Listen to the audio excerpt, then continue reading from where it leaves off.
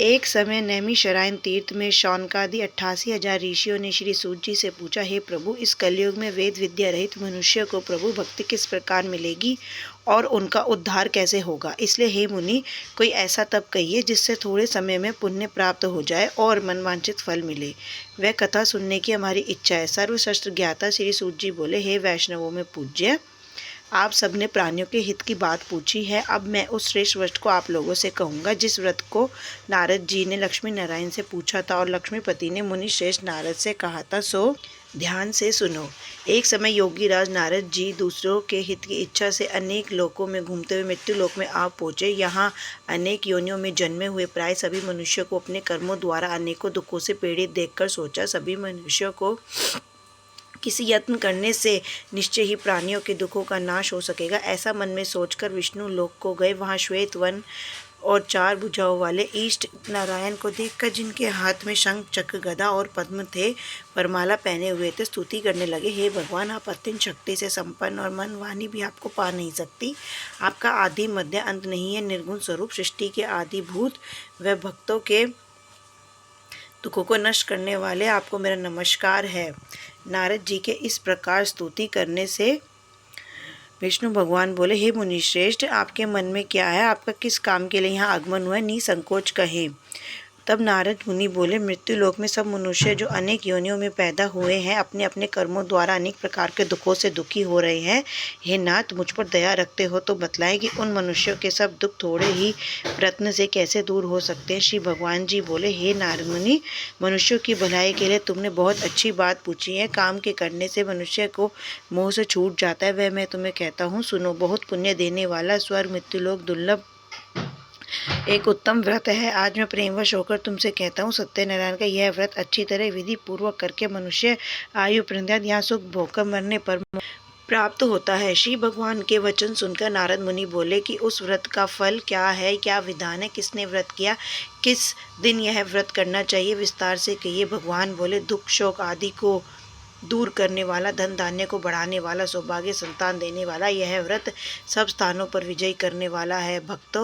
भक्ति और श्रद्धा के साथ किसी भी दिन मनुष्य श्री सत्यनारायण की प्रातः काल के समय ब्राह्मणों और बंधुओं के साथ धन प्रयाण होकर पूजा करे। भक्ति भाव से नैवेद्य, केले का फल, घी, दूध, गेहूं का चूर्ण, सवाया ले, गेहूं के अभाव में साठी का चूर्ण, शक्कर, गोडले और सभी भक्षण योग्य पदार्थ जमा करके भगवान को अर्पण करे और देव बंधुओं सहित ब्राह्मणों को भोजन करावे।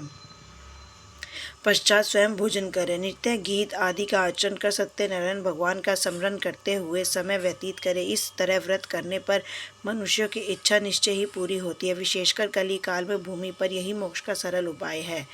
दूसरा अध्याय। सूत जी बोले, हे ऋषियों, जिसने पहले समय में इस व्रत को किया है उसका इतिहास कहता हूँ, ध्यान से सुनो। सुंदर काशीपुरी नगरी में एक अत्यंत निर्धन ब्राह्मण रहता था। वह भूख और प्यास से बेचैन हुआ नित्य पृथ्वी पर घूमता था। ब्राह्मणों से प्रेम करने वाले भगवान ने ब्राह्मण को दुखी देखकर बूढ़े ब्राह्मण का रूप धर उसके पास जाकर आदर से पूछा, हे विप्र, नित्य दुखी हुआ पृथ्वी पर क्यों घूमता है? हे श्रेष्ठ ब्राह्मण, यह सब मुझसे कहो, मैं सुनना चाहता हूँ। ब्राह्मण बोला, मैं निर्धन ब्राह्मण हूँ, भिक्षा के लिए पृथ्वी पर फिरता हूँ। हे भगवान, यदि आप इसका उपाय जानते हो तो कृपा करो। वृद्ध ब्राह्मण बोला, सत्यनारायण भगवान मनवांछित फल देने वाले हैं, इसलिए हे ब्राह्मण, तो उनका पूजन कर, जिससे मनुष्य के करने से सब दुखों का मुक्त हो जाता है। ब्राह्मण को व्रत का सारा विधान बतलाकर बूढ़े ब्राह्मण का रूप धारण करने वाले भगवान अंतर्धान हुए। इस व्रत को वृद्ध ब्राह्मण ने बतलाया है, मैं उसको अवश्य करूँगा। यह निश्चय करने पर उसे रात में नींद नहीं आई। वह सवेरे उठकर सत्यनारायण के व्रत का निश्चय कर भिक्षा के लिए गया। उस दिन उसको दीक्षा में बहुत धन मिला, जिससे बंधु बांधवों के साथ उसने सत्यनारायण का व्रत किया। इस को करने से वह ब्राह्मण दुखों से छूटकर अनेक प्रकार की संपत्तियों से युक्त हुआ। उस समय से वह ब्राह्मण हर मास व्रत करने लगा। इस तरह सत्यनारायण भगवान के व्रत को जो करेगा वह मनुष्य सब दुखों से छूट जाएगा। इस तरह नारद जी ने नारायण को कहा हुआ यह व्रत मैंने तुमसे कहा है विप्रो, अब मैं और क्या कहूँ। ऋषि बोले, हे मुनीश्वर, संसार में इस ब्राह्मण से सुनकर किस किसने इस व्रत को किया, हम वह सब सुनना चाहते हैं, इसके लिए हमारे मन में श्रद्धा है। सूत जी बोले, हे मुनियों, जिसने इस व्रत को किया है वो सब सुनो। एक समय ब्राह्मण धन ऐश्वर्य से अनुसार बंधु बांधवों के साथ व्रत करने को तैयार हुआ। उसी समय एक लकड़ी बेचने वाला बूढ़ा आदमी आया और वहां लकड़ियां रखकर ब्राह्मण के मकान में गया। प्यास से दुखी लकड़हारा उनको व्रत करते देखकर ब्राह्मण को नमस्कार करके कहने लगा कि आप ये क्या कर रहे हैं और इसको करने से क्या फल मिलता है, कृपा करके मुझसे कहें। ब्राह्मण ने कहा, सब मनोकामनाओं को पूर्ण करने वाला यह सत्यनारायण भगवान का व्रत, इसकी कृपा से मेरे यहाँ धन धान्य आदि की वृद्धि हुई है। ब्राह्मण ने इस व्रत के बारे में जानकर लकड़हारा बहुत प्रसन्न हुआ। चरणामृत ले प्रसाद खाने के बाद अपने घर को गया। लकड़हारे ने अपने मन में इस प्रकार का संकल्प किया कि आज ग्राम में लकड़ी बेचने से जो भी धन मिलेगा उसी से सत्यनारायण देव का उत्तम व्रत करूंगा। यह मन में विचार कर बूढ़ा आदमी लकड़ियां लेकर सिर पर रखकर जिस नगर में धनवान लोग रहते थे ऐसे सुंदर नगर में गया। वहां रोज उसे उन लकड़ियों का दाम पैरों से चौगुना मिलने लगा। तब वह बूढ़ा लकड़हारा दाम ले और अति प्रसन्न होकर पक्के केले की पूली, शक्कर, घी, दूध, दही, गेहूं का चूर्ण इत्यादि सत्यनारायण भगवान के व्रत की कुल सामग्री को लेकर अपने घर गया। फिर उसने अपने भाइयों को बुलाकर विधि के साथ भगवान जी का पूजन व्रत किया। उस व्रत के प्रभाव से बूढ़ा लकड़हारा धन पुत्र आदि से युक्त हुआ और संसार के समक सुख को भोगकर वैकुंठ में चला गया। सूत जी बोले, हे श्रेष्ठ मुनियों, अब आगे की कथा कहता हूँ, सुनो। पहले समय में उल्का नाम का एक बुद्धिमान राजा था। वह सत्य वक्ता और जितेंद्रिय था। प्रतिदिन देव स्थानों पर जाता था और गरीबों को धन देकर उनके कष्ट दूर करता था। उसकी पत्नी कमल के मुख समान वाली सती साध्वी थी। ब्रजशीला की नदी के तट पर उन दोनों ने श्री सत्यनारायण का व्रत किया। उस समय वे वहाँ एक साधु वैश्य आया। उसके पास व्यापार के लिए बहुत धन था। वह नाव को किनारे ठहराकर राजा के पास गया। राजा को व्रत करते देखकर विनय से पूछने लगा, राजन, भक्ति उचित से आप ये क्या कर रहे हैं? मेरी सुनने की इच्छा है, सो आप मुझे बतलाइए। राजा बोला, हे साधु, अपने बांधवों के साथ पुत्र आदि की प्राप्ति के लिए महाशक्तिवान सत्यनारायण भगवान का व्रत पूजन किया जा रहा है। राजा के वचन सुनकर साधु आदर से बोला, हे राजन, मुझे इसका सब विधान बताएं। मैं भी आपके कथानुसार इस व्रत को करूंगा। मेरे भी कोई संतान नहीं है, इससे अवश्य होगी। राजा ने सब विधान बताया। उस व्यापार से निवृत्त होकर वह आनंद के साथ घर चला गया। साधु ने अपनी स्त्री से संतान देने वाले उस व्रत का समाचार सुनाया और कहा कि जब मेरे संतान होगी तब मैं इस व्रत को करूंगा। साधु ने ऐसे वचन अपनी स्त्री लीलावती से कहे। एक दिन उसकी स्त्री लीलावती पति के साथ आनंदित और सांसारिक धन में प्रवृत्त होकर सत्यनारायण भगवान की कृपा से गर्भवती हो गई और 10वें महीने उसके एक सुंदर कन्या का जन्म हुआ। दिनों दिन वह कन्या इस तरह बढ़ने लगी जैसे शुक्ल पक्ष का चंद्रमा बढ़ता है। कन्या का नाम कलावती रखा गया। तब लीलावती ने मीठे वचनों मैं अपने पति से कहा कि आपने संकल्प किया था कि भगवान का व्रत करेंगे, आप कर लीजिए। साधु बोला, हे प्रिय, मैं इसके विवाह करूंगा। इस प्रकार अपनी पत्नी को आश्वासन दे वह नगर को गया। कलावती प्रतिज्ञा में वृद्धि को प्राप्त हुई। साधु ने जब नगर में सखियों के साथ अपनी पुत्री को देखा, तुरंत दूत बुलाकर कहा कि पुत्री के वास्ते कोई सुयोग्य वर देखकर लाओ। साधु की आज्ञा पाकर दूत कंचन नगर पहुंचा। बड़ी खोज पर देखभाल कर लड़की के लिए सुयोग्य वनिक पुत्र को लेके आया। उस सुयोग्य लड़के को देखकर साधु ने अपने बांधवों सहित प्रसन्नचित्त होकर पुत्री का विवाह कर दिया, किंतु दुर्भाग्य से विवाह के वक्त भी उस व्रत को करना भूल गया। भगवान क्रोधित हुए, शाप दिया कि तुम्हें दारुण दुख मिले। अपने कार्य में कुशल साधु बनिया जमाता सहित समुद्र के समीप स्थित रतनपुर नगर में गया। वहां दोनों ससुर जमाई चंद्रकेतु राजा के उस नगर में व्यापार करने लगे। एक रोज भगवान सत्यनारायण की माया से प्रेरित होकर चोर राजा का धन चुराकर भागा जा रहा था, किंतु राजा के दूतों को आता देखकर चोर ने घबराकर भागते हुए राजा के धन को वहीं चुपचाप रख दिया और ससुर जमाई ठहरे हुए थे। जब दूतों ने साधु वैश्य के पास जाकर राजा का धन देखा तो दोनों को बांध कर ले गए। प्रसन्नता से दौड़ते हुए राजा के पास जाकर बोले, ये 2 चोर हमने पकड़े, अब आज्ञा दे। राजा की आज्ञा से उनको कठोर कारावास में डाल दिया और उनका सब धन छीन लिया। सत्यनारायण भगवान के शाप से उनकी पत्नी घर पर बहुत दुखी थी। जो धन रखा था चोर ले गए।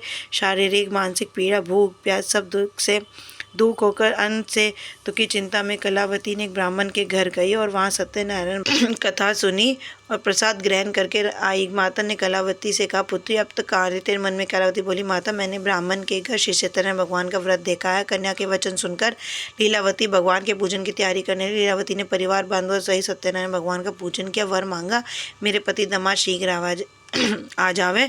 साथ ही प्रार्थना की कि हम सबका अपराध क्षमा करो, भगवान इस व्रत का संतुष्ट हो। राजा चंद्रकेतु के सपने में भगवान ने दर्शन देकर कहा, दोनों वैश्यों को सुबह छोड़ दो।